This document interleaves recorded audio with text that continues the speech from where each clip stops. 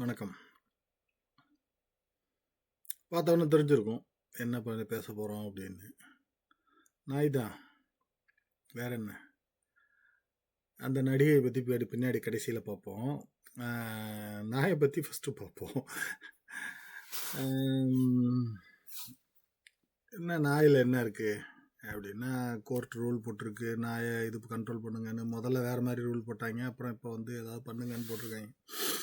அதெல்லாம் பற்றி நம்ம பேச போகிறதில்ல. நம்ம வேற நமக்கு தெரிஞ்ச விஷயங்களை பற்றி பேச போகிறோம். எப்போ பார்த்தாலும் நாயை பற்றி பேசும்போது அந்த ஆல்ஃபா டாக் தான் கண்ட்ரோல் பண்ணுது அப்படி இப்படின்னு சொல்லுவாங்க. இந்த ஆல்ஃபா டாகுங்கிறத கான்செப்ட்லாம் ஒளிஞ்சு போச்சு. அப்பா அம்மா அந்த அந்த அதுங்களோட இனங்கள் அப்படியே ஒரு பேக்காக சுற்றுவாங்க. அவங்க கூட்டமாக வேட்டையாடுவாங்க. ஆப்வியஸ்லி அப்பா அம்மாவுக்கு நிறைய தெரியுங்கிற மாதிரி அதனால வந்து அவங்க முன்னாடி போவாங்க. அந்த மாதிரி தான் கணக்கில் இப்போ பேசிக்கிட்டு இருக்காங்க. இந்த ஆல்ஃபா டாக்னா முன்னாடிலாம் வந்து இந்த ட்ரெயினர்ஸ்லாம் சொல்லுவாங்க, உங்களுக்கு முன்னாடி நாய் நடந்துச்சுன்னா உங்களை அசிங்கமாக நினைக்கிதுன்னு அர்த்தம் அப்படின்லாம் பேசுவாங்க. இந்த கான்செப்ட்லாம் இப்போ மாறி போச்சு. தெரியல எனக்கு. உங்களுக்கு ஏதாவது வேறு கருத்து இருந்துச்சுன்னா சொல்லுங்கள்.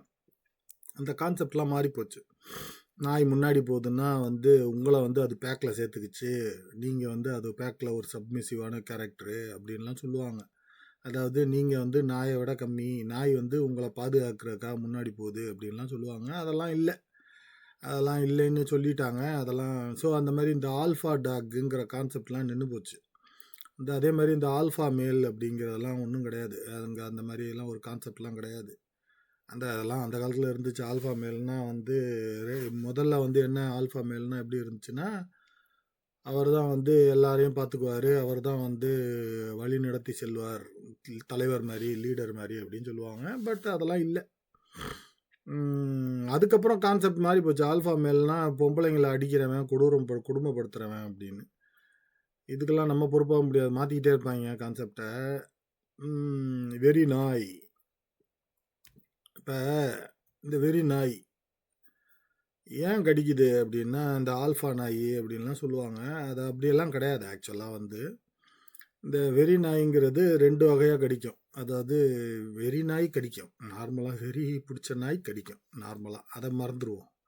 அது வந்து அந்த நாயை வந்து காமிச்சு கண்டுபிடிச்சி கொல்ல வேண்டியது கவர்மெண்ட்டோடைய கடமை, மக்களுடைய கடமை. காமிச்சு இது பிடிச்சிட்டு போங்கன்னு சொல்ல வேண்டியது.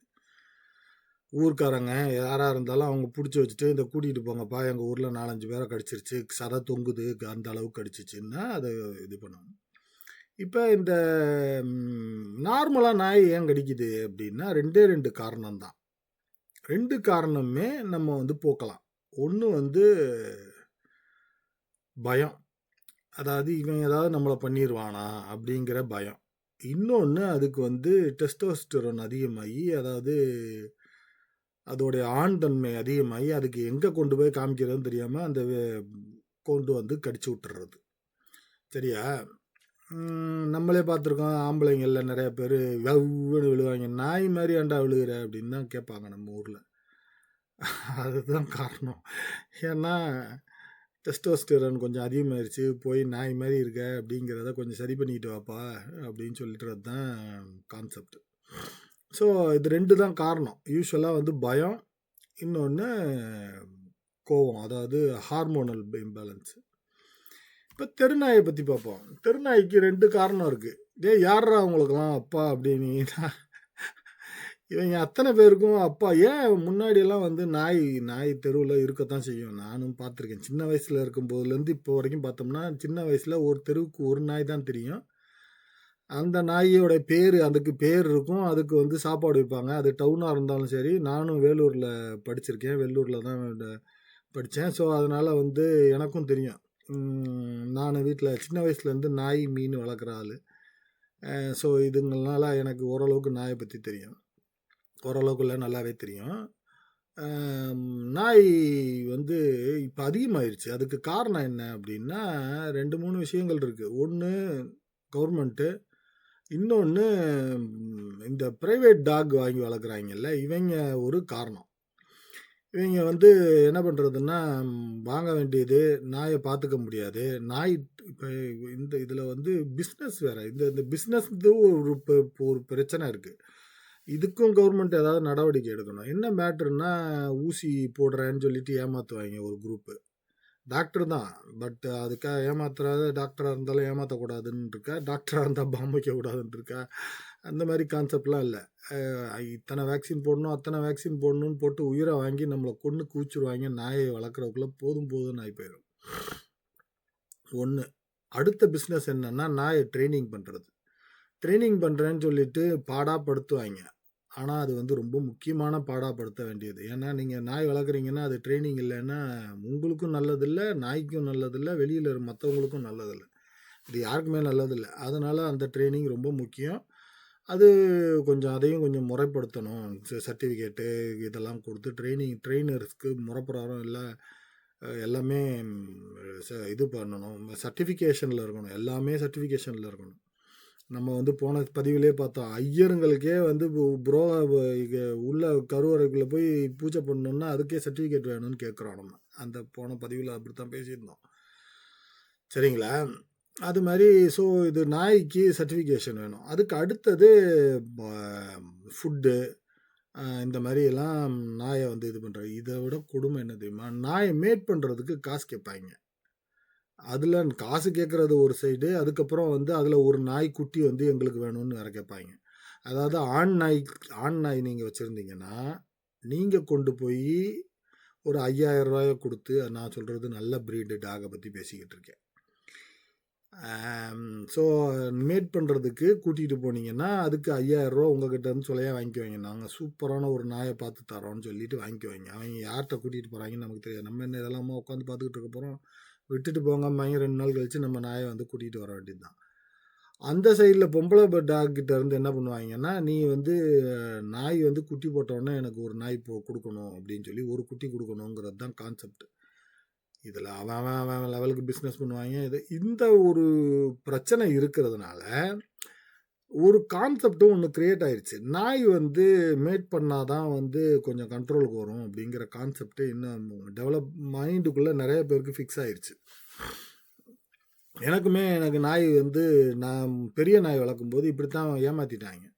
நாய் மேட் பண்ணாதான் அப்படின்னு சொல்லி ஒரு இதை வந்து மண்டைக்குள்ளே திணிச்சிட்டாங்க. ஆனால் அதுவும் கிடையாது. நாய் வந்து மேட் பண்ணாதான் அந்த குணம் குறையுங்கிற அந்த மாதிரி ஒரு கான்செப்டே கிடையாது.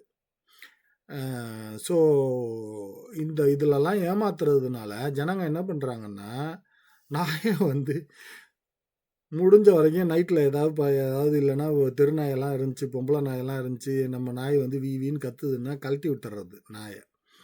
கழட்டி விட்டு அது போய் மேட் பண்ணிட்டு வந்துடும். இப்போ நாம் கேட்டோம்ல, ஹாப்பி ஃபாதர்ஸ் டே, யாரா உனக்கு அப்பா அப்படின்னோம்னா, நம்ம பார்த்துருப்போம். நம்ம நாயெல்லாம் பார்த்தீங்கன்னா தெரியும். இந்த பாருங்க இந்த மாதிரி இந்த இந்த கண்ணு வச்சுருக்கான் பார்த்தீங்களா, இந்த மாதிரி நாய் நிறையா இருக்கும் நம்ம ஊரில். வேறு ஒன்றும் இல்லை, டாபர் மேனை வந்து கொண்டு போய் மேட் பண்ணுறதுக்கெல்லாம் காசு கொடுக்கணுமான்னு சொல்லிட்டு இந்த கண்ணு இருக்கிற ஆளை பார்த்தீங்கன்னா டாபர் மேனு, இந்த ராட்வெய்லரு இதுங்கள் தான்.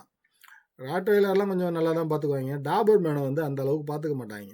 ஸோ இதுதான் இந்த மேட்ருக்கு காரணம். இந்த கண்ணுக்கு இதுக்கெல்லாம் காரணம். அவன் ஒரு ஜாடையில் இருப்பான். இவங்க இந்த நாய் பெரிய பெரிய ஆளுங்கள்லாம் இருக்காங்க. நாயை பார்த்த உடனே இதுக்கு தாத்தா இதுவாக இருக்கும், இதுக்கு பாட்டி இதுவாக இருக்கும், இது உயரத்தை பார்த்தா இது மாதிரி இருக்குது, இதுக்கு பிறந்திருக்குன்னு கண்டுபிடிச்சி சொல்லிட்டு அவங்கெல்லாம் இருக்காங்க. அடுத்தது தெருநாய் அதிகமாகிறதுக்கு காரணம் என்னென்னா, வீட்டில் வந்து அப்பா அம்மாக்கள் இங்கெல்லாம் வந்து இந்த வெளிநாடுகள்லாம் இது ஒரு பிரச்சனை இருக்குது. நாய் அழகாக இருக்குது, ஏய் சூப்பராக இருக்குது, புசு புசுன்னு இருக்குன்னு சொல்லிட்டு வாங்கிட்டு வந்துடுவாங்க. இது என்ன நாயினே பார்க்க மாட்டாங்க, சொன்னாலும் புரிஞ்சுக்கவே மாட்டாங்க. போய் வாங்கிட்டு வந்துடுவாங்க. வீட்டுக்கு வந்து 6 மாதம் கழிச்சு தான் தெரியும் இவங்களோட பெருசாகி நிற்கும் அது நாய். என்னடா இது இவ்வளோ பெருசாக இருக்குது அப்படின்னு சொல்லிட்டு கொண்டு போய் ரோட்டில் தள்ளி விட்டு வந்துடுவாங்க. பார்க்கும்போது புசு புசுன்னு அழகாக இவ்வளோ உண்டா இருக்கும் நாய்க்குட்டி. அது ஒரு 15 நாள் குட்டி, 1 மாத குட்டியாக இருக்கும். இதை வந்து 6 மாதம் வளர்த்த உடனே தலை தெரிச்சு போயிடும். ஏன்னா அதுக்கு சாப்பாடு கொடுக்கணும், இந்த வேக்சின் போடணும், அது இதுன்னு. அது ஒரு ரீசன். என்ன பண்ணுறதுன்னா, இந்த நாய்ங்களை வந்து கலட்டி வெளியில் விரட்டி விட்டுறாங்க. எக்கச்சக்கமாக தான் இருக்குது நாய்ங்க. நிறைய பேர் என்ன சொல்கிறாங்கன்னா, கோவிடில் வளர்ந்துச்சுங்கிறாங்க. அதுங்கிறாங்க, இதுங்கிறாங்க. அதுக்கு இதெல்லாம் எதனால வளர்ந்துச்சுன்னுலாம் நம்ம அது இருக்கலாம் காரணம். ஆனா ஒரு விஷயம் யோசிச்சு பாருங்க. முன்னாடியெல்லாம் நானும் தெருநாய பார்த்துருக்கேன். நான் தான் சொன்னேன்ல, சின்ன வயசுலேருந்து தெருநாய பார்க்குறோம். என்ன, சின்ன வயசுல பார்க்கும்போது தெருநாய்க்கு பேர் இருந்துச்சு. ஏன்னா, அங்க ஒரு நாய் தான் இருந்துச்சு. கண்ட்ரோல்டு என்வைரன்மெண்ட்ல தான் இருந்துச்சு. சாப்பாடுலாம் ஒவ்வொரு வீட்லயும் வந்து சாப்பிட்டு போகும். ஏதாவது வேணும்னா வைப்பாங்க. பிஸ்கெட் போடுவாய்ங்க நம்ம ஆட்கள். ஆனா, இப்போ வந்து அவ்வளோ நாய் இருக்கு. எப்படி வந்துச்சுன்னு தெரியல. 2, 3 காரணம் இருக்கு. நாயை கண்ட்ரோல் பண்ணணுங்கிறது கட்டாயமா பண்ண வேண்டியது. ஏன்னா, விரட்டி தான் அநியாயத்துக்கு தான் கடிக்குது. பைக்கை விரட்டுது, நாய் ஆளை விரட்டுது, நடக்கிறவங்கள விரட்டுது. கடிச்சு சதை அப்படியே தொங்குற அளவுக்கு கடிக்குது. இந்த தமிழ்நாட வந்து எப்போ பார்த்தாலும் பார்த்தீங்கன்னா, இதுலன்னு எல்லாத்துலேயுமே வந்து இந்த சிவப்பு கலரில் இருக்கிறத நீங்கள் வந்து தப்பாக நினச்சக்கூடாது எப்போவுமே. தமிழ்நாடு கவர்மெண்ட் வந்து உடனே இந்த கவர்மெண்ட்டு அந்த கவர்மெண்ட்லாம் இல்லை, ரொம்ப வருஷமாகவே சிஸ்டம் இன்ட்ரடியூஸ் பண்ணிட்டாங்க. அதாவது சிஸ்டம் இன்ட்ரடியூஸ் பண்ணிட்டாங்கன்னா, இப்போ ப்ரைமரி ஹெல்த் சென்டர்லலாம் வந்து சிஸ்டம் இருக்குது. அதாவது கம்ப்யூட்டரில் நீங்கள் போனோன்னே உங்கள் பேரில் ஒரு டோக்கனை போட்டு நாய்கடின்னா நாய்கடின்னு டயக்னோஸ் ஆயிரும்.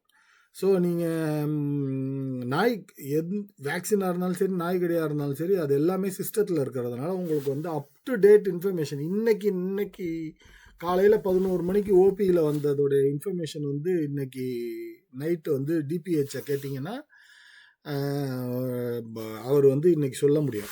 டிபிஹெச் வந்து இன்னைக்கு நைட்டு வந்து இன்னைக்கு சாயந்தரம் 5:30 மணிக்கு நீங்கள் போய் டிபிஹெச் ஆஃபீஸில் போய் எத்தனை நாய்கடி, எத்தனை காய்ச்சல், எத்தனை சிக்கன் குனியா, எத்தனை மட்டன் குனியா என்ன கேட்டிங்கனாலும் அவர் வந்து அப்படியே கையில் லிஸ்ட்டு வச்சுருப்பார். ஏன்னா அது அத்தனையும் கம்ப்யூட்டர். இப்படி தட்டின உடனே பிரிண்ட் வந்துடுது. டாக்டருங்கெல்லாம் அங்கே வந்து எல்லாருமே கம்ப்யூட்டர் ட்ரெயின்டு உடனே போட்டு பேரை போட்டு எத்தனை வேக்சின் போட்டாங்க, இன்றைக்கி எத்தனை நடந்துச்சு, இந்த வாரத்தில் எத்தனை கடி இப்படின்னு. ஸோ இந்த சிவப்பு கலரை வச்சுக்கிட்டு நாயெல்லாம் நம்ம ஊரில் நிறையா ஆயிடுச்சு அதனால் கடிக்குது அப்படின்லாம் சொல்ல வேண்டாம். அது ஒரு காரணம். நாய்கடிக்கு வேக்சின் ரொம்ப அநியாயம் தான், பயங்கர காஸ்ட்லி. 600 கிட்ட வருதுன்னு வச்சுங்க ஒரு ஒரு ஒரு ஆளுக்கு ஒரு நம்ம ஊரில் மதிப்பில் நிறையா வரும். ஒரு நாளைக்கு ப்ரைமரி ஹெல்த் சென்டர், ஒரு ப்ரைமரி ஹெல்த் சென்டரில் மட்டும் நாய்கடி ஊசி அட்லீஸ்ட் 3 இல்லை 4 வரும். ஒரு ஒரு ஒரு ப்ரைமரி ஹெல்த் சென்டரில். நான் சொல்கிறது சாதாரண சின்ன ஹாஸ்பிட்டலில், நான் வந்து நம்ம ப்ரைமரி ஹெல்த் சென்டரில் அது மாதிரி வரும். 20 கோடிங்கிறாங்க. 20 கோடியெல்லாம் பத்துமானே தெரியல. அதுக்கு மேலே தான் இருக்கணும் ஆக்சுவலாக, தெரியல. ஊசிக்கு அவ்வளோதான் வருமாங்கிறது தெரியல. இப்போ முதல்ல பார்த்தோம் இல்லையா, நாய்கடிக்கு 2 காரணம் அப்படின்னு. ஒன்று வந்து பயம், இன்னொன்று வந்து இதுன்னு. இந்த வீட்டு நாயை பற்றி இப்போ பேசுகிறோம். இப்போ இது தெரு நாயை பற்றி பேசி முடிச்சிட்டோம். வீட்டு நாயில் வந்து நிறைய பிரச்சனை இருக்குது. நாயை குளிப்பாட்டுறதுலேயே நிறைய வித்தியாசம் இருக்குது. நிறைய பேருக்கு நாயை குளிப்பாட்டுறது எப்படின்னு கூட தெரியாது. நாயை குளிப்பாட்டுறதுன்னா ஷாம்புவை போட்டு தேய்க்கிறது தான் நாயை குளிப்பாட்டுறதுன்னு நினச்சிக்கிட்டு இருப்பாங்க. நாயோட கிளான்ஸ் எல்லாம் க்ளீன் பண்ணணும். அதெல்லாம் எக்கச்சக்கமான வேலை இருக்குது. ஒன்றுமே தெரியாது. வெளியிலையும் காசு கொடுக்கக்கூடாது. ஆனால் நாய் மட்டும் வளர்க்கணும். நாய்க்கு சோறு வந்து அந்த பேக்கெட்டை வாங்கி போட்டு அதையும் வளர்க்கணும் அப்படின்னு ஒரு முடிவில் இருந்தீங்கன்னா, அது வந்து நாய் வளர்க்குற மாதிரியே கான்செப்டில் வராது. இது ஏதோ ஒரு உங்கள் வீட்டில் பறவை வளர்க்குற மாதிரி, பூச்சி வளர்க்குற மாதிரி, கொசு வளர்க்குற மாதிரி தான் கணக்கில் வரும். நாய்னா நாய் மாதிரி தான் இருக்கணும். நாயெல்லாம் வந்து எக்ஸசைஸ் பண்ணணும். நாய் வந்து இல்லைன்னா விளாடணும். நாய் வந்து சின்ன நாயாக இருந்துச்சுன்னா ஒரு பிரச்சனையும் இல்லை அப்படின்னு சொல்லுவாங்க. அதுவே தப்பு. நான் சொல்ல வந்தேன் டக்குன்னு தப்பு. ஏன்னா சின்ன நாய் தான் பெரும் பிரச்சனையே. சின்ன நாய் தான் குழந்தைங்களெல்லாம் எக்கச்சக்கமாக கடிக்கிறது. ஏன்னா எல்லாரும் என்ன நினைக்கிறாங்கன்னா, பெரிய நாய் இது ஒபீடியண்ட்டாக இருக்கணும், அதுக்கு ட்ரைனிங் கொடுக்கணும்னு நினைக்கிறாங்க. சின்ன நாய்க்கு ட்ரைனிங் கொடுக்க மாட்டாங்க. இதுதான் பெரிய பிரச்சனையில் போய் முடிகிறது. சின்ன நாய்ங்க தான் வவ்வுன்னு எங்கே போனாலும் கடிச்சு விட்டுறது. ஸோ அது ஒன்று. இது என்ன சொல்கிறது, குடும்ப கட்டுப்பாடுன்னு பேசுவோம். இந்த நேச்சரிங்னு பேசினோம்னா அது என்னங்கிறது அது பெரிய கதை போயிடும். நம்ம அந்த கதைக்கெல்லாம் போக வேண்டாம். குடும்ப கட்டுப்பாடுன்னு வச்சுக்குவோம். சரியா? குடும்ப கட்டுப்பாடு பண்ணிட்டாலே 2, 3 விஷயம் இருக்குது. நாயோட பாப்புலேஷன் கண்ட்ரோல் ஆகும். நாயோட குணம் அந்த இந்த பொவ்வுன்னு விழுந்து கடிக்கிறது, இந்த எப்போ பார்த்தாலும் மேலே குதிக்கிறது, வீட்டு நாயாக இருந்தாலும் சரி, தெரு நாயாக இருந்தாலும் சரி, மேலே ஆளுங்க மேலே பாயிறது, விரட்டுறது, இந்த குணமெல்லாம் குறைஞ்சி போயிடும். அப்படியே குறைஞ்சி போயிடும். ஏன்னா ஆண் நாயாக இருந்தால் டெஸ்டோஸ்டெரான் குறைஞ்சிரும், பெண் நாயாக இருந்தால் அந்த ஸ்மெல் குறைஞ்சிரும். இந்த ஸ்மெல்லுங்கும்போது நிறைய பேருக்கு தெரியவே தெரியாது. ஒரு நாய் வந்து மென்சுரல் சைக்கிளில் இருக்குது. அதாவது அந்த இதில் இருக்குன்னா ஊருக்கே கேட்கும் வாங்கல, அது மாதிரி ஊருக்கே ஸ்மெல் அடிக்கும். ஊரில் எல்லாம் கிட்டத்தட்ட 10 தெருவுக்கு அப்புறம் இருக்கிற நாய்க்கு வந்து இந்த ஸ்மெல் வந்து ட்ரிகர் ஆகும். நீங்கள் பெண் நாய் வளர்க்குறவங்க கொஞ்சம் பார்த்து தான் இருந்துக்கணும். ஏன்னா இதனாலேயே வந்து உங்கள் வீட்டுக்கு பக்கத்தில் நாய் சுற்றும். இந்த உங்களுக்கு வந்து அதை கண்டுபிடிக்கிற அளவுக்கு நாலேஜ் இல்லைன்னா தெரிஞ்சுங்க. வாங்குறவங்க கிட்ட இருந்து தெரிஞ்சுங்க. வாங்குறவங்களுக்கு எந்த அளவுக்கு விவரம் தெரியும், எந்த அளவுக்கு உங்களுக்கு சொல்லுவாங்கன்னு எனக்கு தெரியாது. பெண் நாய் வளர்த்தீங்கன்னா அது வந்து பீரியட்ஸாக இருந்துச்சுன்னா அந்த அந்த அந்த அந்த சைக்கிள், அதாவது இனப்பெருக்க சைக்கிளில் வரும்போது ஊருக்கே ஸ்மெல் அடிக்கும்.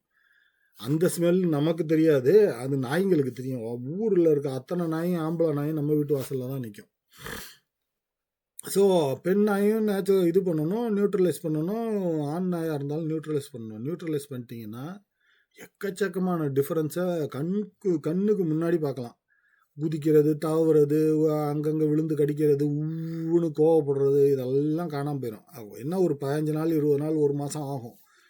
அது முடிஞ்ச அடுத்த நாள் காலையில் நீங்கள் அதை கேட்கக்கூடாது. ஸோ எக்கச்சக்கமான அதே மாதிரி நிறைய இப்போ அதில் பாசிட்டிவ் பாயிண்ட்ஸ் இருக்குது. இதெல்லாம் நீங்கள் அப்புறம் பார்த்துக்குங்க. நமக்கு தேவை நாய்க்கடி மட்டும்தானே இப்போ பேசுகிறது, அதனால் அதை பற்றி பேசிக்குவோம். இப்போ கடைசியில் நம்ம மேடத்துக்கு வருவோம். மேடத்தை யாருன்னு உலகத்துக்கே தெரியும். என்னென்ன படம் நடிச்சிருக்காங்க, என்ன போய்கிட்டு இருக்குன்னு. எப்பொருள் யார் வாய்ப்பு கேட்பணும்னு சொல்லுவாங்க. அதோடு சேர்த்து நம்ம தமிழ் மக்களுக்கு ஒன்று தெரிஞ்சுக்க வேண்டியது என்னென்னா, நம்ம பின்னாடி தான் குத்தி நிறைய தடவை நம்ம அழிஞ்சிருக்கோம். ஸோ அதனால் வந்து யாராவது சொல்கிறாங்கன்னா கேட்டுக்குங்க, ஆனால் கொஞ்சம் தெளிவாக இருங்க. இவங்கெல்லாம் அவ்வளோ நல்லவங்களா அப்படிங்கிறதையும் மனசில் வச்சுக்கோங்க. நாளைக்கு காலையில் வந்து அதுக்கு ஒரு நிவேதா புத்ராஜ் வந்து நாய்களுக்காக பாடுபட்டாருன்னு ஒரு அவார்டையும் கொடுத்து அதுக்கப்புறம் ஒரு எம்எல்ஏ சீட்டையும் கொடுத்தாங்கன்னாலும் ஆச்சரியப்படுறதுக்கு இல்லை. இப்படித்தான்னு நான் சொல்ல வரல. எல்லாமே ஒரு எப்போவுமே ஒரு கண்ணோட்டத்தோடு, எப்போவுமே இவங்கெல்லாம் பார்த்தா நமக்கு அவ்வளோ நல்லவங்க மாதிரி தெரியலையே அப்படிங்கிறது தான் மேட்ரு. ஏன் சொல்ல வரோம்னா, நமக்கே தெரியும் இன்றைக்கி வந்து தலைவருடைய பிறந்த நாள் வேறு. ஸோ நம்ம ஜாக்கிரதையாக இருக்க வேண்டியது அவர் தலைவரை சொல்லி கொடுத்துட்டு போனது அதுதான். ஜாக்கிரதையாக இருங்கடா டேய், எல்லாரும் ஒன்று ஏமாற்றுவாங்க அப்படின்னு. அதை பார்த்துக்குங்க, அவ்வளோதான். வேறு ஒன்றும் விசேஷம்லாம் இல்லை. நாய் கடி இது வந்து கவர்மெண்ட் நினச்சிச்சுன்னா ஒரு சர்வசாதாரணமாக சரி பண்ணிடலாம். நாயெல்லாம் அதாவது அழகாக அதெல்லாம் பிடிச்சி கொண்டு போய் அதுக்கு ஒரு சீலை வச்சு எதெல்லாம் வந்து நியூட்ரலைஸ் பண்ணாங்க, எதெல்லாம் நியூட்ரலைஸ் பண்ணல, அழகாக இப்போது அதெல்லாம் அதுக்குன்னு நம்ம ஊரில் அதுக்கெல்லாம் தெளிவாக பெரிய பெரிய ஆட்கள் இருக்காங்க. நாய் மாடை பற்றி அப்படியே கரைச்சி குடித்தவங்கெல்லாம் இருக்காங்க. அவங்கெல்லாம் கேட்டிங்கன்னா அழகாக போட்டு தருவாங்க பிளானை எப்படின்னு சொல்லிட்டு மொத்தமாக. ஏங்க இதைத்தானேங்க ஆம்பளைங்களுக்கும் பொம்பளைங்களும் பண்ணி இப்போ நம்ம ஊரில் வந்து மக்கள் தொகையே கம்மியாகி போச்சு. தமிழ்நாட்டோடைய மக்கள் தொகையே ஹெல்த் இன்ஸ்பெக்டருங்களை வச்சு நாயை பிடிக்கிற மாதிரி தானே பிடிச்சிட்டு போய் ஆப்ரேஷன் பண்ணுவாங்க. 2 குழந்தையா ஆப்ரேஷன் பண்ணு, 2 குழந்தையா ஆப்ரேஷன் பண்ணு. ஐயோ 2எல்லாம் இல்லை, இப்போ 1 தான் உனக்கு அப்படின்னு சொல்லி கொண்டு போய் ஆப்ரேஷன் பண்ணி தானே தமிழ்நாடு மக்களுடைய பாப்புலேஷன் குறைஞ்சிச்சு. அதை அந்த பக்கம் அப்படி திருப்ப வேண்டியது தானே. என்ன நாய் டாக்டரு, இது வந்து மனுஷ டாக்டரு. இது நாய்க்கு ஆப்ரேஷன், இது மனுஷனுக்கு ஆப்ரேஷன், அவ்வளோதான் வித்தியாசம். அதை மட்டும் கொஞ்சம் கருத்தாக செஞ்சாங்கன்னா வேலை முடிஞ்சிச்சு. ஆனால் இந்த இது ப்ரைவேட் டாக் வச்சுருக்கவங்க கொஞ்சம் பார்த்து தான் இருந்துக்கணும். அவங்களுக்கு வந்து சட்டங்கள் இன்னும் இன்க்ரீஸ் ஆக தான் வேணும். ட்ரைனிங் கட்டாயமாக வேணும், மறந்துடாதீங்க. அதே மாதிரி குடும்ப கட்டுப்பாடு, அதாவது நேச்சரிங்கும் பண்ணிடுங்க தயவு செஞ்சு. ஏன்னா இல்லைன்னா நாயெல்லாம் வச்சுக்கிட்டு நீங்கள் வந்து அவ்வளோ சாதாரணமாலாம் நீங்கள் நம்ம வளர்க்குற மாதிரி இந்த அப்பார்ட்மெண்ட்டில் வளர்க்குறதெல்லாம் வந்து அதெல்லாம் வந்து முறை இல்லாத செயல். உங்களுக்கு எதாவது வளர்க்கணுன்னா சின்னதாக ஏதாவது எலி, பூஞ்சூறு, ஹாம்ஸ்டரு, ஏதாவது குருவி இது மாதிரி வளர்க்குறதோடு நிறுத்திங்க. நாயை வளர்த்து அதை மேனேஜ் பண்ண முடியாமல் உங்களுக்கும் மன கஷ்டத்தை ஆயிரம் பார்க்கணும். நாயெல்லாம் வளர்த்தோம்னா கொஞ்சம் ரீசனபிள் ஸ்பேஸ் இருக்கணும், நமக்கும் போகிற வர்றதுக்கு ஸ்பேஸ் இருக்கணும், நம்ம நாயோட விளாட்றதுக்கு ஒரு இடம் இருக்கணும், டைம் இருக்கணும், நாயை கொண்டு போய் விடுறதுக்கு ஒரு இடம் இருக்கணும். நாய் வெளியில் சுற்றிக்கிட்டு இருக்க ஃப்ரீயாக சுற்றி எப்போ பார்த்தாலும் கட்டியே கிடந்துச்சுனாலும் வெறி பிடிக்கும். அதையும் பார்த்துக்கணும். அதெல்லாம் நிறைய இருக்குது. நாயை சும்மா கட்டியே வச்செல்லாம் வளர்க்குறதும் கஷ்டம். ஸோ இதெல்லாம் கொஞ்சம் பார்த்துக்குங்க. நம்ம சைட்லேயும் நமக்கும் ஒரு அக்கறை இருக்குது. கவர்மெண்ட்டு நிறையா பண்ண வேண்டியிருக்கு. விஷயத்தில் கவர்மெண்ட் நிறையா பண்ணணும். ஒரு சுவாரஸ்யமான ஒரு தகவல் மட்டும் சொல்லிடுறேன். நமக்கும் நாய்க்கும் இருக்கிற உறவுங்கிறது கிட்டத்தட்ட 3000 வருஷத்துக்கு மேலே போகும். ஏன்னா நம்ம ஊரில் இருந்து போன நாய் தான் ஆஸ்திரேலியாவில் இருக்குது.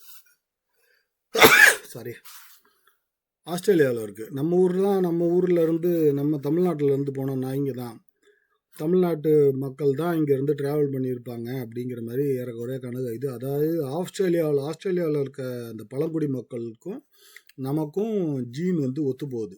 சரி, நமக்கு தான் ஒத்து போகுது அப்படின்னு பார்த்தா நாய்க்கும் ஒத்து போகுது.